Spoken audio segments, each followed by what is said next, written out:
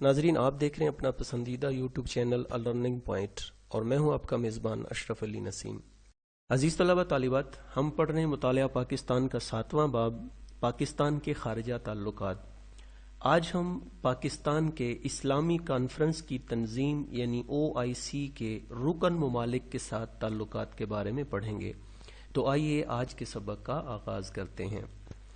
اسلام کے نام پر بننے والا ملک پاکستان یہ چاہتا ہے کہ دنیا کے تمام مسلم ممالک متحد ہو کر رہیں۔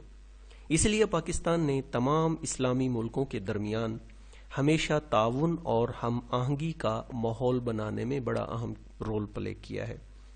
مسلمانوں کے حق میں جہاں کہیں بھی کوئی آواز اٹھی، کہیں بھی کوئی تحریک چلی، تو پاکستان نے ہمیشہ اس کا ساتھ دیا اور اقوام متحدہ کے پلیٹ فارم سے بھی مسلمانوں کے حق میں کھل کر آواز اٹھائی۔ عزیز طلبہ طالبات، مسلم سلطنت کی سرحدیں ایک وقت میں مشرقی بحیرہ روم تک پھیل چکی تھیں۔ مسلم حکمرانوں سے اپنے مقبوضہ علاقے چھڑوانے کے لیے غیر مسلموں نے جنگوں کا ایک طویل سلسلہ، جنہیں صلیبی جنگیں یعنی کروسیڈز کہتے ہیں، شروع کیا اور بالآخر 1099 میں اس میں کامیاب ہو گئے۔ لیکن عیسائیوں اور یہودیوں کا یہ قبضہ زیادہ عرصے تک برقرار نہ رہ سکا، کیونکہ نہ صرف تاریخ اسلام بلکہ تاریخ عالم کے مشہور ترین فاتح اور حکمران سلطان صلاح الدین ایوبی نے 1187 میں یورپ کی ان صلیبی متحدہ افواج کو عبرتناک شکست دے کر بیت المقدس کو ان سے آزاد کروا لیا تھا۔ اس لیے سلطان صلاح الدین ایوبی کو فاتح بیت المقدس بھی کہا جاتا ہے۔ مسلمانوں کے اس دور حکومت کی داستان بڑی ہی طویل اور دلچسپ ہے۔ عزیز طلبہ طالبات، انشاءاللہ کسی سبق میں آپ کو تفصیل سے اس بارے میں آگاہ کروں گا۔ 21 اگست 1969 کو ایک آسٹریلوی شہری ڈینس میکائیل روہان نے مسجد اقصی میں آگ لگا دی، جس سے مسجد اقصی 3 گھنٹے تک آگ کی لپیٹ میں رہی اور اس کا جنوب مشرقی جانب کا عین قبلہ کی طرف کا بڑا حصہ گر پڑا۔ محراب میں موجود وہ ممبر بھی نظر آتش ہو گیا جسے سلطان صلاح الدین ایوبی نے بیت المقدس کی فتح کے بعد نصب کروایا تھا۔ مسلمانوں کے خلاف یہ ایک بہت بڑی سازش تھی۔ اگرچہ بعد میں ڈینس میکائیل روہان کو گرفتار بھی کر لیا گیا، اس نے پاگل پن کا بہت بڑا ایک ڈرامہ رچایا، اس کا علاج کروایا گیا اور بالآخر 1974 میں اسے اسرائیل سے جلا وطن کر دیا گیا اور 1995 میں یہ مر گیا۔ مسجد اقصی میں آگ لگانے کے اس واقعہ کے بعد دنیا بھر کے مسلم ممالک کے نمائندے مراکش کے شہر رباط میں اکٹھے ہوئے۔ پاکستان نے اسلامی کانفرنس کے نام سے ایک مستقل ادارے کی بنانے کا مشورہ دیا، جس کو تمام اسلامی ممالک نے پسند کیا اور بالآخر 25 ستمبر 1969 کو اسلامی کانفرنس کی تنظیم یعنی OIC organisation of Islamic conferences کا قیام عمل میں آیا۔ OIC کا مستقل دفتر سعودی عرب کے شہر جدہ میں بنایا گیا ہے۔ 28 جون 2011 کو OIC یعنی آرگنائزیشن آف اسلامک کانفرنسز کا نام تبدیل کر کے نیا نام تنظیم تعاون اسلامی یعنی آرگنائزیشن آف اسلامک کوآپریشن رکھا گیا۔ OIC ایک بین الاقوامی تنظیم ہے جس میں مشرق وسطی، شمالی، مغربی اور جنوبی افریقہ، وسط ایشیا، یورپ، جنوب مشرقی ایشیا، بر صغیر اور جنوبی امریکہ کے تقریباً 57 مسلم اکثریتی ممالک شامل ہیں۔ سے چند بڑے ممالک کے نام میں آپ کو بتا دیتا ہوں۔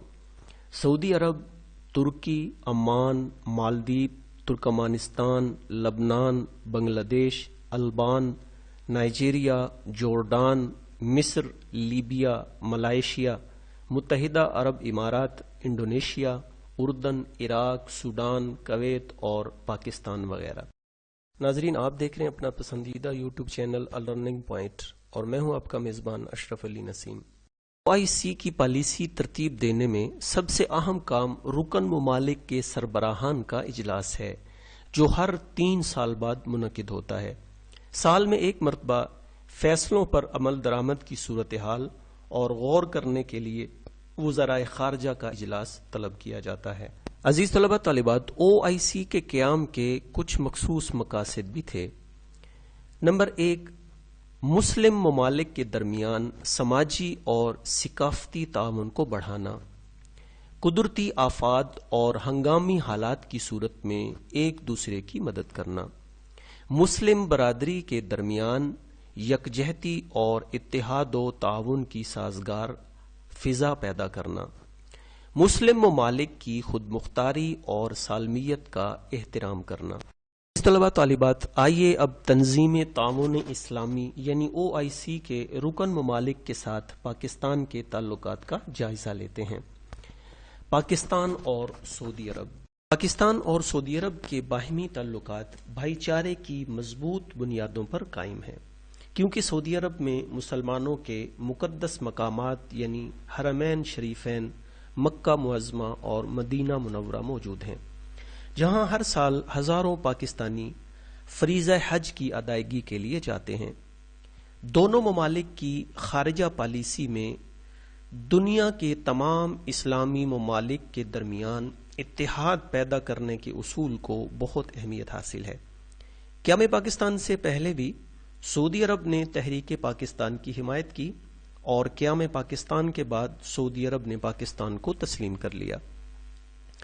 دفاعی میدان میں پاکستان نے سعودی عرب کے ساتھ فنی تعاون کیا اور سعودی عرب کی فوج کو جدید خطوط پر منظم کرنے کے لیے بڑی گراں قدر اور اہم خدمات سر انجام دیں۔ مسلمانوں کے عظیم لیڈر سعودی فرمانروا فیصل بن عبدالعزیز، جنہیں شاہ فیصل کے نام سے جانا جاتا ہے، پاکستان کے شہر اسلام آباد میں فیصل ماسک اور انٹرنیشنل اسلامک یونیورسٹی کی تعمیر کے لیے $120 ملین کی خطیر رقم فراہم کی۔ فیصل مسجد کو 1986 میں عوام کے لیے کھول دیا گیا تھا۔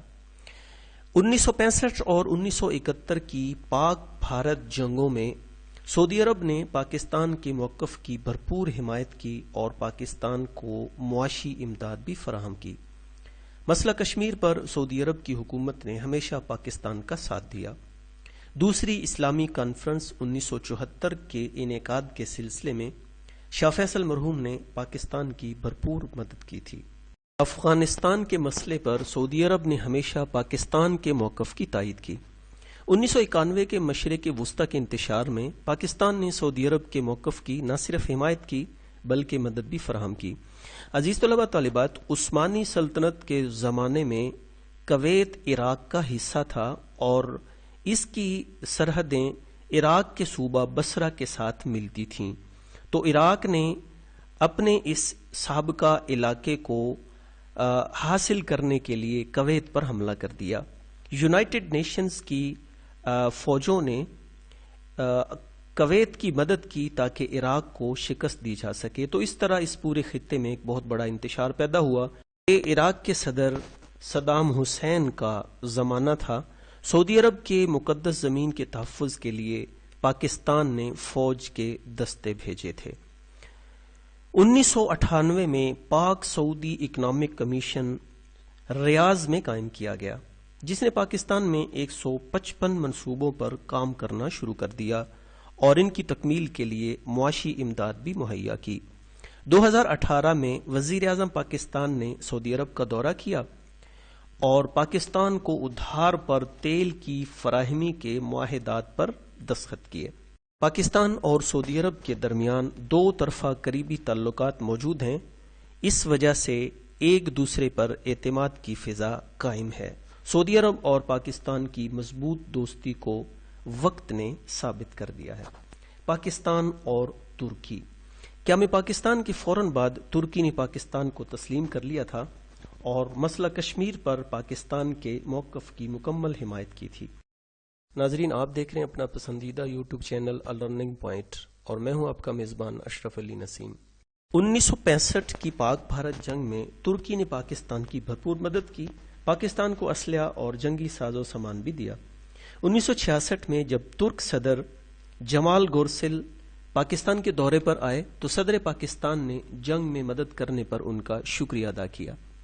جولائی 1964 میں ایران، پاکستان اور ترکی نے باہمی رضامندی سے علاقائی تعاون برائے ترقی یعنی RCD regional cooperation for development کی بنیاد رکھی۔ یہ تنظیم 1964 سے 1979 تک فعال رہی۔ 1985 میں اس تنظیم کو ایک بار پھر فعال کیا گیا اور اس کا نیا نام ECO یعنی اکنامک کوآپریشن آرگنائزیشن، اردو میں سے اقتصادی تعاون کی تنظیم کہیں گے، رکھا گیا۔ اب یہ 10 رکنی تنظیم ہے۔ اس تنظیم کا مقصد کلچر، اکنامک اور ٹیکنیکل شعبوں میں باہمی تعاون پیدا کرنا ہے۔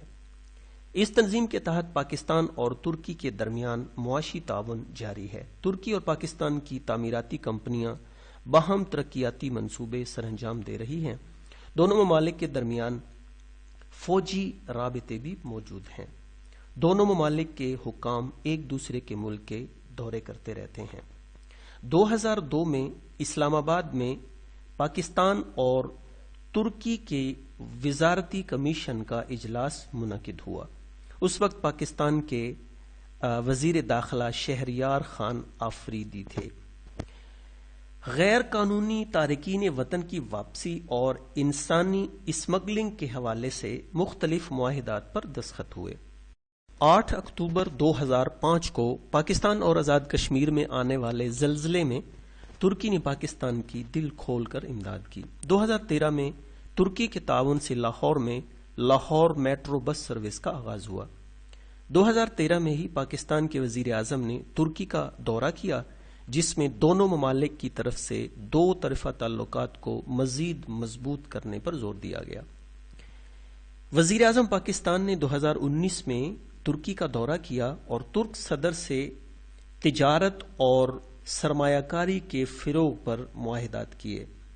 دونوں ممالک کے سربراہان کے درمیان زراعت، ٹرانسپورٹ، آٹو موبائل یعنی موٹر کاریں اور گاڑیاں، مواصلات یعنی ٹیلی کمیونیکیشن اور تعمیرات سمیت مختلف شعبوں میں تعاون جاری ہے۔ پاکستان اور مصر کے تعلقات۔ پاکستان کے برادر اسلامی ملک مصر سے انتہائی خوشگوار تعلقات ہیں۔ عزیز طلبہ طالبات، 1920 سے عرب اور اسرائیل کے درمیان تنازعات چل رہے ہیں۔ 1967 میں مصری اور شامی فورسز نے یہودی مقدس دن یوم کپور کو حملہ کر دیا اور اسرائیلی علاقوں پر قبضہ کر لیا۔ اسرائیل نے اپنا بارڈر واپس لینے کے لیے 6 تا 25 اکتوبر 1973 کو مصر کے ساتھ جنگ چھیڑ دی، تو پاکستان نے مصر کو اس جنگ میں نہ صرف فوجی امداد مہیا کی بلکہ سفارتی سطح پر بھی مصر کا بھرپور ساتھ دیا۔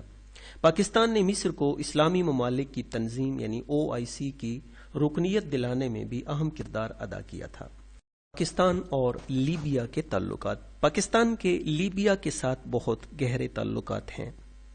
لیبیا افریقہ میں بحیرہ روم کے ساتھ موجود ہے اور 1951 میں اقوام متحدہ کی قرارداد کے مطابق اس نے اطالوی قبضہ سے نجات حاصل کی تھی۔ لیبیا کی آزادی میں پاکستان نے بہت اہم کردار ادا کیا تھا۔ 1971 کی پاک بھارت جنگ میں لیبیا نے نہ صرف پاکستان کی سفارتی مدد کی بلکہ فوجی اور معاشی شعبوں میں بھی پاکستان کے ساتھ بھرپور تعاون کیا۔ پاکستان اور ملائیشیا کے تعلقات۔ پاکستان کے اسلامی ملک ملائیشیا کے ساتھ بھی بہت اچھے تعلقات ہیں۔ تجارتی اور اقتصادی لحاظ سے ملائیشیا مسلم دنیا میں ایک اہم مقام رکھتا ہے۔ پاکستان اور ملائیشیا کے درمیان سائنس، ٹیکنالوجی اور دیگر شعبوں میں تعاون جاری ہے۔ پاکستان اور متحدہ عرب امارات کے تعلقات۔ متحدہ عرب امارات نے بھی ہر دور میں پاکستان کی مالی مدد کی ہے، جس سے کئی منصوبہ جات مکمل ہو چکے ہیں۔ لاکھوں پاکستانی مصر، لیبیا، ملائیشیا، UAE یعنی متحدہ عرب امارات میں اپنی خدمات سر انجام دے رہے ہیں اور اس طرح پاکستان کی معیشت کے لیے بھی بہت بڑا سہارا بنے ہوئے ہیں۔ سعودی عرب، ترکی، مصر، لیبیا، ملائیشیا اور متحدہ عرب امارات کے علاوہ OIC کے دیگر ممالک جن میں انڈونیشیا، اردن، عراق، سوڈان وغیرہ شامل ہیں، پاکستان کے بہت قریبی اور خوشگوار تعلقات قائم ہیں۔ عزیز طلباء طالبات، اس کے ساتھ ہی ہمارا آج کا سبق مکمل ہوا۔ آج ہم نے مطالعہ پاکستان کے 7ویں باب پاکستان کے خارجہ تعلقات میں سے پاکستان کے OIC کے رکن ممالک کے ساتھ تعلقات کا تفصیلی جائزہ لیا ہے۔ مجھے امید ہے کہ آج کا یہ سبق آپ کو اچھے طریقے سے ذہن نشین ہو گیا ہوگا۔ ملتے ہیں انشاءاللہ اگلے سبق میں۔ السلام علیکم ورحمۃ اللہ وبرکاتہ۔